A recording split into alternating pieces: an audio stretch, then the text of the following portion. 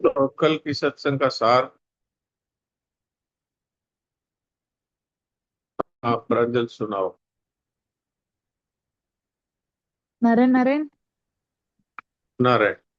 जो हमारा कर्तव्य है वो दूसरों का अधिकार है। और कर्तव्य आत्मा नहीं, वाणी शरीर करता है। जैसे बेटे का कर्तव्य है पिता की आज्ञा का पालन करना, और ये पिता का अधिकार है। हमारा किसी पे कोई अधिकार नहीं है, ये मानना चाहिए। अधिकार की लालसा मनुष्य को दुखी कर देती है। यदि आप में अधिकार की लालसा नहीं है, तो जैसे यदि आपका बेटा आपकी सेवा नहीं करेगा, तो मन में दुख क्रोध लालसा नहीं होगी। पर बेटे का कर्तव्य है कि वो सेवा करे। अधिकार की लालसा प्रीति को खा जाती है। कर्तव्य पालन हमारा जीवन और साधन है।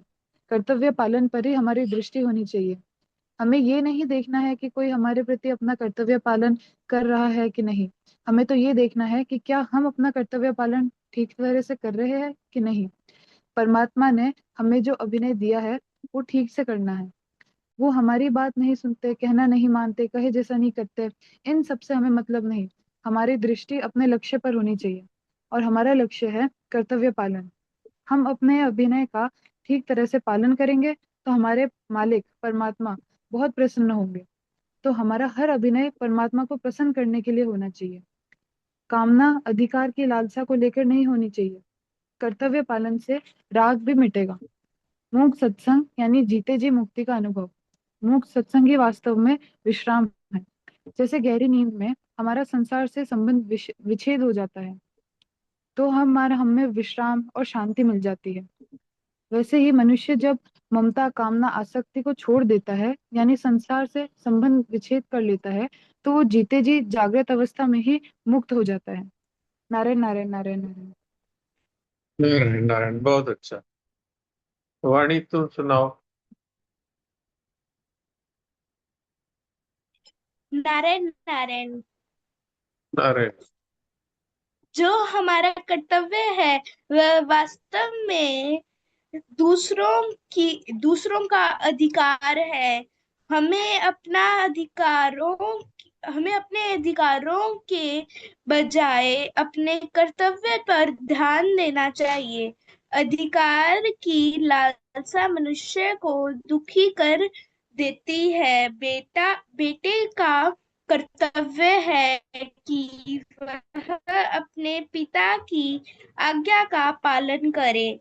इस संसार में हमें जो भी भूमिका मिली है उसे भगवान का दिया हुआ कार्य समझकर पूरी निष्ठा से करना चाहिए।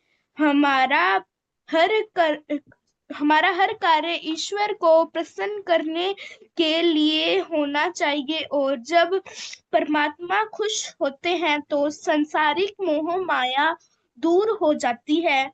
मुक्त सत्संग का वास्तविक अर्थ है जी, जीते जी संसारिक बंधनों से मुक्ति प्राप्त कर लेना। मुक्त सत्संग में जागृत अवस्था में संसार से संबंध जोड़ संबंध छोड़ देते हैं। नारायण नारायण। बहुत अच्छा, बहुत बढ़िया। नारायण। नारायण नारायण।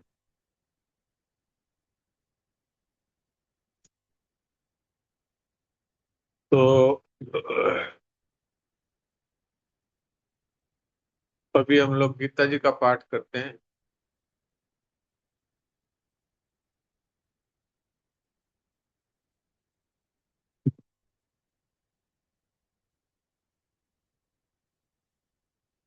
आज है 9वें अध्याय का 29वां श्लोक।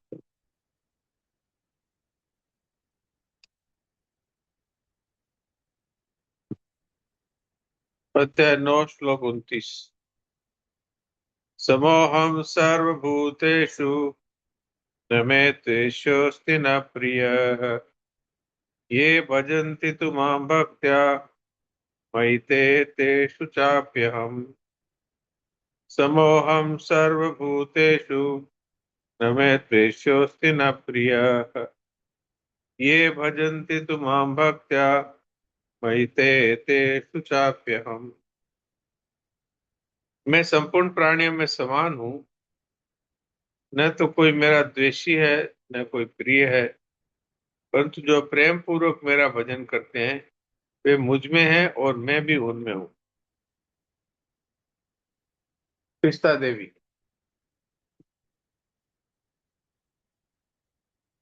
नारायण नारायण महाराज जी। नारायण। नारायण। समूहं सर्वभूतेषु न मे द्वेषोऽस्ति न प्रियः। ये भजन्ति तु मां भक्त्या मयि तेषु चाप्यहम्। रामानुज जी। नारायण नारायण। नारायण नारायण। समोहं सर्वभूतेषु न मे द्वेष्योऽस्ति न प्रियः। ये भजन्ति तु मां भक्त्या मयि ते तेषु चाप्यहम्। बहुत अच्छा। राम राम राम राम। राम राम। प्रणाम। लक्ष्मी। राम राम। राम राम। समोहं सर्वभूतेषु न मे द्वेष्योऽस्ति न प्रियः। ये भजन्ति तु मां भक्त्या मयि ते तेषु चाप्यहम्। नारायण नारायण। नारायण। कुलभूषण जी भाटिया। प्रणाम महाराज। प्रणाम। समोहं सर्वभूतेषु न मे द्वेष्योऽस्ति न प्रियः। ये भजन्ति तु मां भक्त्या मयि ते तेषु चाप्यहम्। ठीक। प्रणाम महाराज। सविता अरोड़ा। प्रणाम डॉक्टर साहब। प्रणाम। समोहं सर्वभूतेषु न मे देस्योऽस्ति न प्रियः। ये भजन्ति तु मां भक्त्या मयि ते तेषु चाप्यहम्। बहुत अच्छा। प्रमोद जी भाटिया। प्रणाम महाराज जी। प्रणाम। समोहं सर्वभूतेषु न मे द्वेष्योऽस्ति न प्रियः। ये भजन्ति तु मां भक्त्या मयि ते तेषु चाप्यहम्। बहुत अच्छा।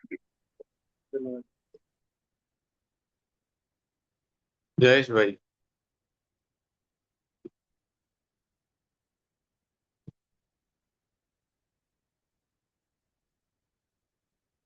राम राम जी सर। राम राम राम। समूहं सर्वभूतेषु न मे देश्योऽस्ति न प्रियः। ये भजन्ति तु मां भक्त्या मयि ते तेषु चाप्यहम्। नारायण नारायण। बहुत अच्छा।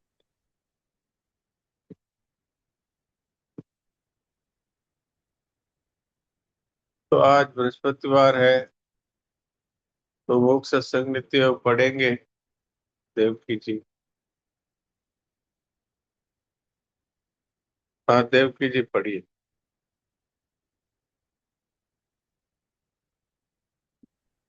नारायण नारायण नारायण। नारायण नारायण।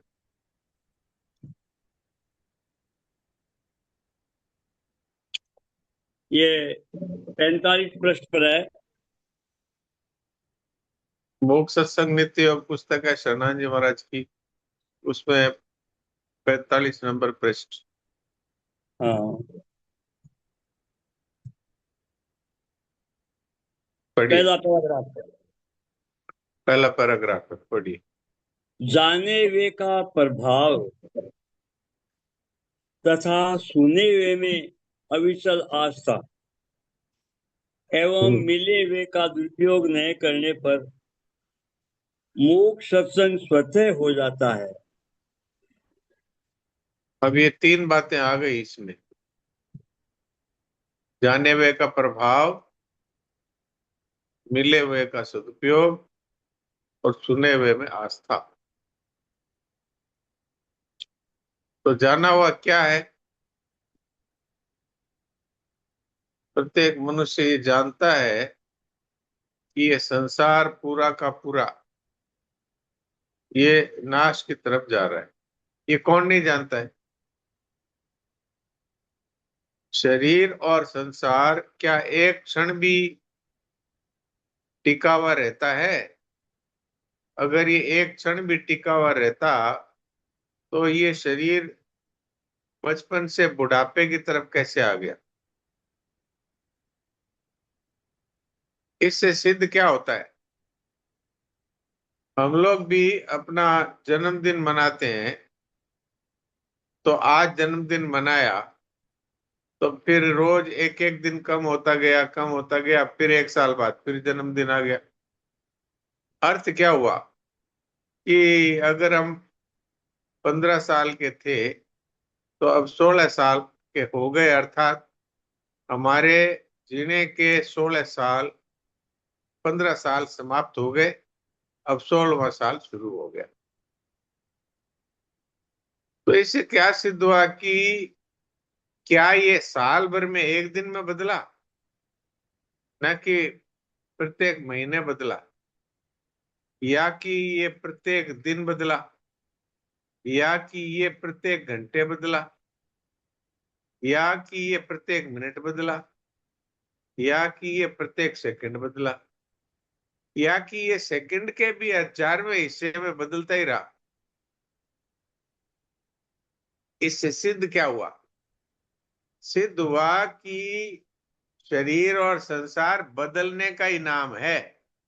चाहे इसको आप शरीर कह दो, चाहे संसार कह दो, चाहे इसको मकान कह दो, चाहे जमीन कह दो, चाहे धरती आकाश वायु कुछ भी कह दो, ये सब का सब प्रतिक्षण समाप्त हो रहा है। हमारे जितने श्वास जीने के लिए भगवान ने डाले थे इस जीवन में, उनमें से कितने श्वास समाप्त हो गए और हो नहीं गए। एक एक श्वास के साथ ये जीवन, इस शरीर का जीवन समाप्त हो रहा है। तो सिद्ध क्या हुआ? क्या हम ये जानते हैं कि नहीं जानते? जानते हैं। तो जाने हुए का हमारे ऊपर प्रभाव कितना है? जानते तो हम हैं। कोई हमसे पूछेगा कि भाई मौत प्रतिदिन नजदीक आ रही है, प्रतिक्षण नजदीक आ रही है, तो हम कह देंगे हाँ हम जानते हैं। लेकिन क्या इस जानने का प्रभाव है हमारे जीवन पर?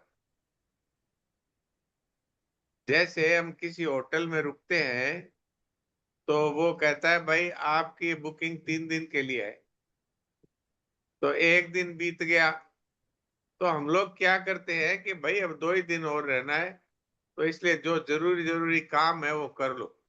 मान लो कि हम रहने वाले राजस्थान के हैं और चले गए महाराष्ट्र में बम्बई, तो बम्बई में जाके किसी होटल में रुके, तो होटल 3 दिन के लिए बुक किया था, तो एक दिन बीत गया तो हम लोग क्या करते हैं? चला गया, अब जो जो जरूरी काम है वो फटाफट सलटाओ, नहीं तो तीसरे दिन यहाँ से निकाल देंगे, ये लोग कहीं खाली करो। ऐसे हम लोगों के जीवन के श्वास समाप्त हो रहे हैं, तो क्या हम लोगों ने ये विचार किया कि भाई ये श्वास समाप्त हो रहे हैं? होटल में तो पता था कि 2 दिन बाकी है, लेकिन इस होटल में जिसमें हम अब रुके हुए हैं, संसार रूपी होटल में, इसमें तो ये पता ही नहीं है कि अभी कहेंगे कि लो जी हो गया खत्म आपका टाइम, चलो। तब क्या करोगे? इसलिए अगर जाने हुए का हमारे ऊपर प्रभाव है तो हम ये कहेंगे कि भाई इतना समय तो निकल गया और कितना समय बाकी है पता नहीं है, हो सकता है अगले ही क्षण जाना पड़े, तो इसलिए जो जरूरी काम है वो पहले कर लो।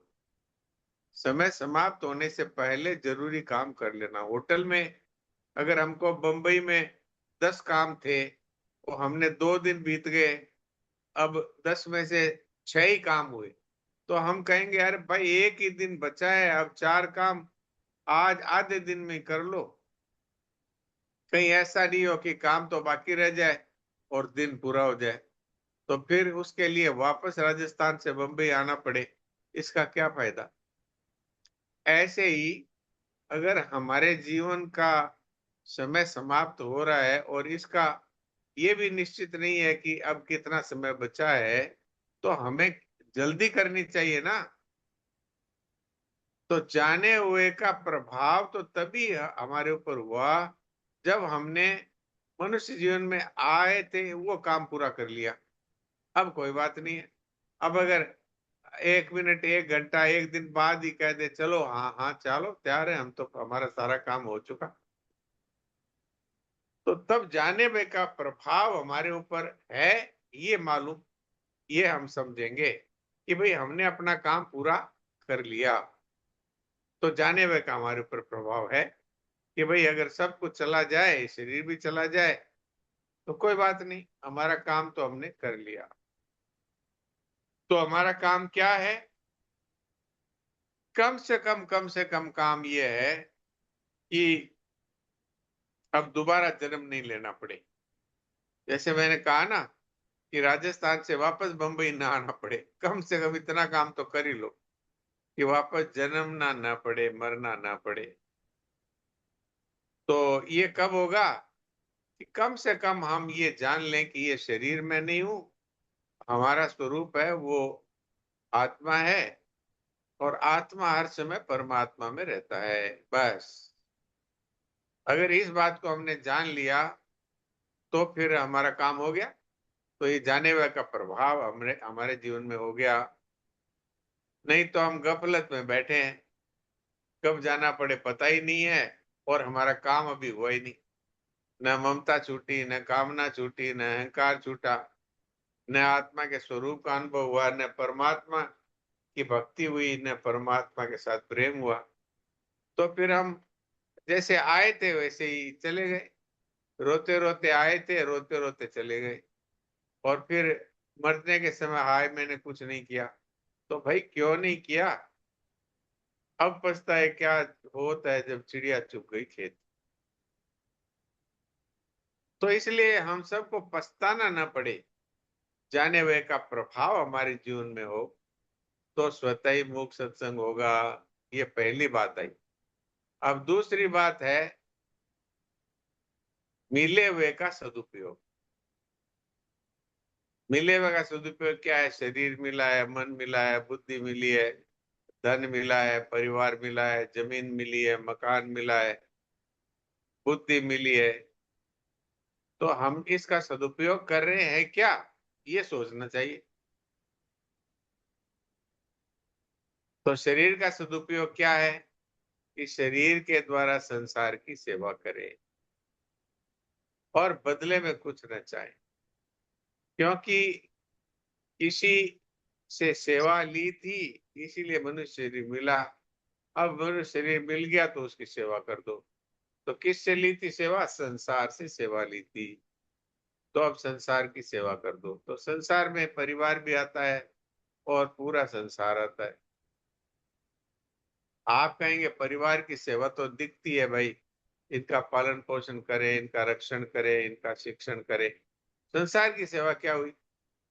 संसार की सेवा हुई कि सब के लिए हमारे हृदय में ये भाव हो कि सर्वे भवन्तु सुखिनः, सर्वे सन्तु निरामया, सर्वे भद्राणि पश्यन्तु मा कश्चित् दुःखभाग् भवेत्। सब सुखी हो जाएं, सबका कल्याण हो, किसी को रोग ना हो, किसी को कष्ट ना हो। ये पूरे संसार की सेवा है। और संसार की सेवा क्या है? किसी भी प्रकार से किसी को कष्ट न पहुंचाएं। तुलसीदास जी महाराज ने कहा है कि परहित सरिस धर्म नहीं भाई, पर पीड़ा सम नहीं अदमाई। दूसरे को कष्ट देना, दूसरे का हक छीन लेना, इसके समान कोई बड़ा पाप नहीं। और सबका हित करना, इसके समान कोई पुण्य नहीं। तो क्या हम मिले हुए का सदुपयोग कर रहे हैं? शरीर का सदुपयोग है सेवा, और धन का सदुपयोग है निर्धनों की सेवा में धन को लगाना। अपने परिवार की सेवा करने के बाद जो धन बचता है, उस धन से पड़ोसियों की सेवा करे, समाज की सेवा करे, देश की सेवा करे। ऐसे ही हमारे पास जो कुछ भी है, अगर हमारे पास शिक्षा है तो अशिक्षितों को शिक्षित करने की सेवा करें। यदि हमारे पास बल है तो निर्बल की सेवा करें। यदि हमारे पास चिकित्सा का ज्ञान है तो हम जो रोगी है उनकी सेवा करें। तो ये हुआ मिले हुए का सदुपयोग। किसी को कोई पद मिल गया है, उस पद के द्वारा सेवा करें। शिक्षक का पद मिला है तो लोगों को शिक्षा दें। यदि चिकित्सक का पद मिला है तो लोगों का शारीरिक मानसिक कष्ट दूर करें। यदि माता का पद मिला है तो बच्चों का रक्षण पोषण और शिक्षण करें।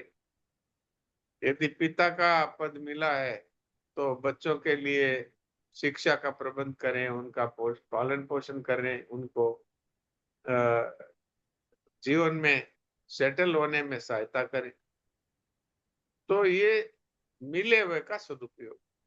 तो हमें अपने पर विचार करना चाहिए कि मिले हुए का हम सदुपयोग कर रहे हैं या कि भोग कर रहे हैं।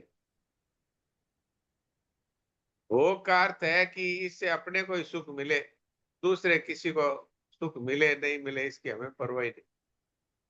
ये भोग हुआ। और इसके द्वारा दूसरों की सेवा हो, दूसरों को सुविधा हो, दूसरों को सुख मिले, ये उसका सदुपयोग हुआ। तो अगर हम सदुपयोग करेंगे तो हमें तत्व ज्ञान हो जाएगा, परमात्मा की प्रेम की प्राप्ति होगी। तो दो बातें हो गई। पहली बात हुई थी जाने हुए का प्रभाव, और दूसरी बात हुई मिले हुए का सदुपयोग। अब तीसरी बात हुई हमारे अंदर जो विश्वास करने की शक्ति है। भगवान ने हमको 3 शक्तियां दी है। करने की शक्ति से सेवा करें, जानने की शक्ति से संसार की वास्तविकता को जानकर और अपने आत्मा के स्वरूप को पहचान लें, और ये तीसरी है मानने की अथवा विश्वास की शक्ति। तो इसके द्वारा क्या हमने अपने प्यारे प्रभु में आस्था की है कि भगवान ही इस सृष्टि के, इस शरीर के, समस्त ब्रह्मांड के वही है, उत्पन्न करने वाले हैं, वही पालन करने वाले हैं, वही संहार करने वाले हैं। तो हमारे वही मालिक हैं। तो उन मालिक के शरण चले जाएं, अथवा उससे प्रेम करें, अथवा जो कुछ भी कर रहे हैं ऐसा काम करें जिससे हमारे मालिक प्रसन्न हो। तो ये तो तब होगा ना जब हमारे मन में पहले ये पक्का विश्वास हो कि भगवान है।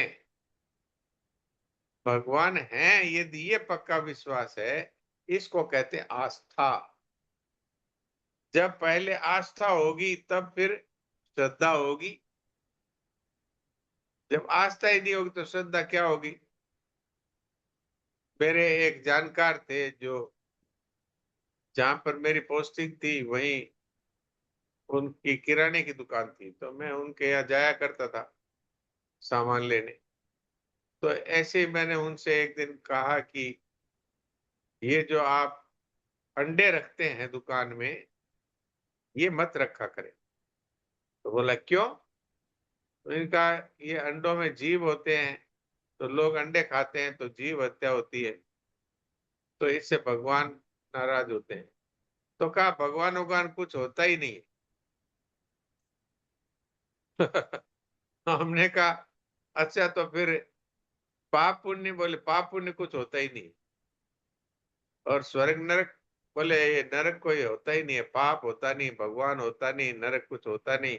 ये जो कुछ है बस यही है, रुपया पैसा इकट्ठा करो, परिवार का पालन पोषण करो और मौज करो और फिर मर जाओ।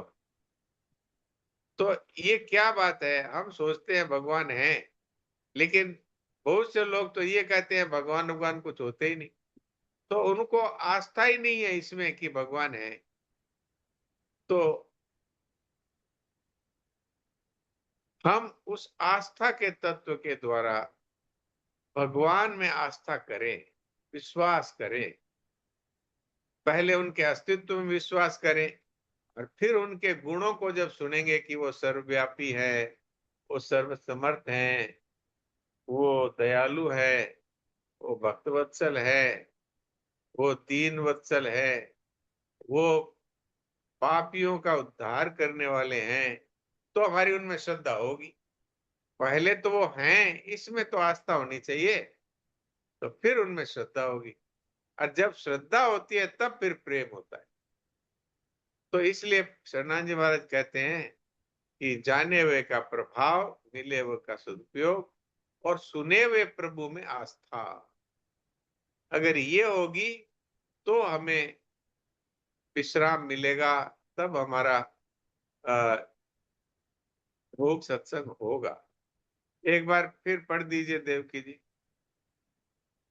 जाने हुए का प्रभाव तथा सुने हुए में अविचल आस्था हाँ, एवं मिले हुए का दुरुपयोग न करने पर मूक सत्संग स्वतः हो जाता है। हाँ, तो मैंने मिले हुए का सदुपयोग की बात कही, लेकिन इससे भी ज्यादा मूल्यवान है मिले हुए का दुरुपयोग न करना। ये सदुपयोग करने से भी ज्यादा मूल्यवान है ये बात। दुरुपयोग न करना क्या हुआ कि आप इस शरीर के द्वारा किसी को कष्ट ना दें। सेवा करें अथवा ना करें वो बाद की बात है, पर किसी को शरीर से, मन से, वाणी से किसी को कष्ट ना दें, किसी को दुख ना पहुंचाएं, किसी की असुविधा ना करें। ये सबसे पहला ये उपाय है इस बात का कि हम मिले हुए का दुरुपयोग तो नहीं कर रहे हैं। धन का दुरुपयोग क्या है कि धन को दूसरों की सेवा में लगाने की बजाय और अपने भोग में लगाना। उससे भी बड़ा दुरुपयोग क्या है, ये धन के द्वारा परमाणु बम जैसी चीजें बनाना जिससे लोगों का विनाश हो, तो ये दुरुपयोग है। तो सबसे पहले मिले हुए का दुरुपयोग न करने का निर्णय करें। इसका फायदा क्या होगा, सनातन जी महाराज कहते हैं ये मूक सत्संग स्वतः होगा। बहुत से लोग कहते हैं ना मूक सत्संग कैसे करें, तो ये बात समझनी चाहिए कि हम जाने हुए का हमारे जीवन पे प्रभाव हो और सुने हुए के प्रति अविचल आस्था हो और मिले हुए का दुरुपयोग ना हो। पद का दुरुपयोग न करें, बुद्धि का दुरुपयोग न करें, शरीर का दुरुपयोग न करें, धन का दुरुपयोग न करें।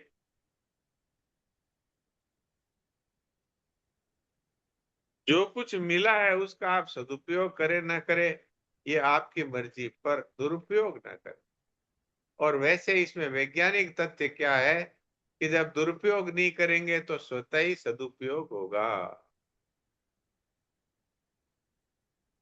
तो इसलिए दुरुपयोग न करना ये बहुत ज्यादा महत्वपूर्ण है। तो महाराज जी कहा करते थे तुम्हारी 100 गरज हो तो सदुपयोग करो, पर दुरुपयोग तो मत करो। दुरुपयोग नहीं करने से पाप नहीं होगा।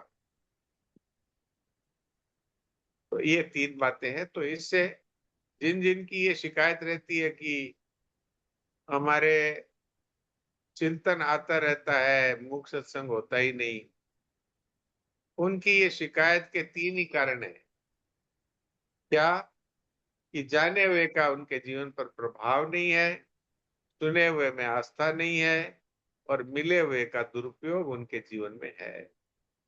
तो फिर अब मूक सत्संग के लिए भले ही आंख बंद करके बैठ जाएं, फिर तरह तरह के विचार आते रहेंगे और कभी उन विचारों का समर्थन करेंगे, कभी उन विचारों का विरोध करेंगे और फिर अंत में कहेंगे इतनी देर तक बैठे रहे, वो आराम तो नहीं मिला, विश्राम तो नहीं मिला, मूक सत्संग सिद्ध तो नहीं हुआ, ये कारण है। तो आज से हम इस बात का निर्णय करें कि हम तीनों बातों को अपने जीवन में अध्ययन करेंगे कि क्या हम जाने हुए का हमारे जीवन में प्रभाव है। जाने हुए जीवन का प्रभाव होगा तो क्या होगा पता है?